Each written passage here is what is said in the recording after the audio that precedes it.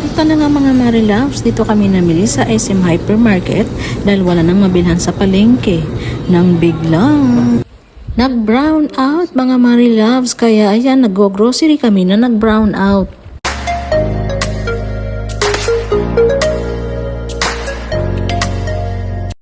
So ito na nga, maulan na umaga mga Mami Loves. Today is September 2, 2024. Maulan dahil bagyo. Ito yung araw na dumating si Enteng. At dahil bagyo ay ito na naman kami mga Mami Loves, natatakot at kinakabahan na baka kami ay hindi na naman makalabas ng Deca Homes. At pag nagkataon, ay baka maubusan na naman kami ng aming stocks ng pagkain. Kahit naman dilata, mga sardinas, ganun, pagkain yun, mga Mami Loves, mahalaga sa amin yun. Stocks na rin yun ng pagkain, di ba? Kaya habang maaga pa, ay nag-grocery na kami at kung hindi man kami makalabas, ay may mga nakaimbak na kami na pagkain. At dahil medyo malapit lang naman ang SM Marilao sa amin, hindi na kami nag-helmet. Saka umuulan naman, syempre wala naman siguro manghuhuli. At saka nagpayong din naman kami kasi medyo mahina pa yung ulan that time.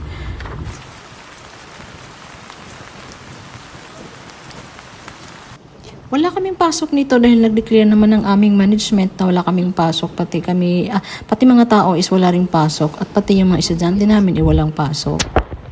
Kaya ayun, habang mahina pa yung ulan at medyo hindi pa mataas yung tubig sa labas is nag-decide kami na mamili kami ng maaga. At ito na nga mga Mami Loves, dito na kami namili sa SM Hypermarket dahil nga wala nang mabilhan sa palengke. At habang nag-iikot-ikot kami, namili ng aming bibilhin at wala pa yata mga 10 minutes yun na nag-iikot kami ay biglang nag-brown out mga Mami Loves. Kaya flashlight ng cellphone na lang ang aking ginamit.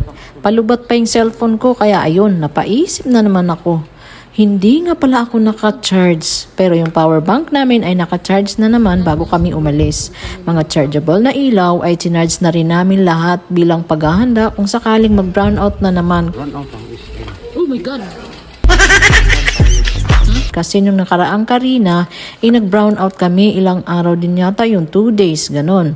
Puro kami low bat na lahat hanggang sa yung cellphone ko that time is umabot siya ng 3%. So yun, wala. Nag-low bat talaga kami. Pero thanks God dahil ngayon hindi naman pala nag-brown out sa Deca habang namili kami sa SM Hypermarket. At ito na nga, habang namili kami, patay sindi ang ilaw sa hypermarket. Kaloka!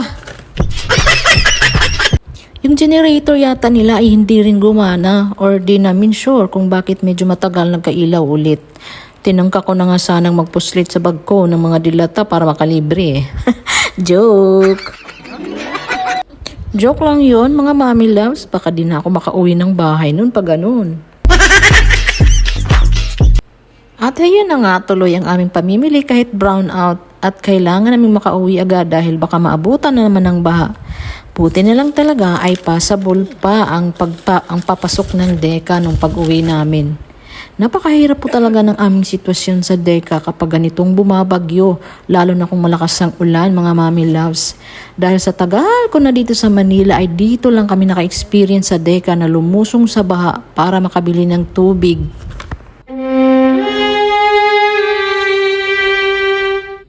Ang pinakakinatatakutan namin mga Mami Loves ay kung iyong Mikawayan River ang umapaw, pero wag naman po sana Lord. Kaya mga Mami Loves, laban lang po tayo sa mga ganitong sitwasyon. Nakaya nga ng iba na halos lubog na sila sa baha, tayo pa kaya. Pero hanggat may pagkakataon ay umalis na lang talaga sa lugar. At laging handa dapat mga Mami Loves. So ayun, sana okay na po ang lahat kahit binagyo at binaha. Lilipas din po lahat ng mga ito mga Mami Loves. So ayun, eto na patuloy pa rin kami namimili kahit brown out. Tsaka nung bago naman kami lumabas nagkailaw ulit kasi hindi naman gagana yung counter kung walang ilaw. So ayan, as you can see mga Mami Loves, halos mga dilata po yung aming binili. Kasi mas madaling i-imbak ang mga dilata, di ba mga Mami Loves?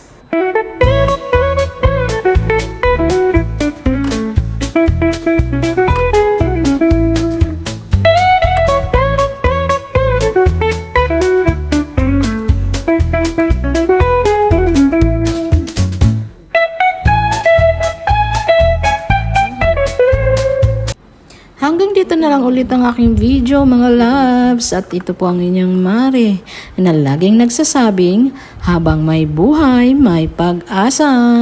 Thank you for watching mga loves. Sana ay i-follow niyo po ako. Bye bye. Ingat.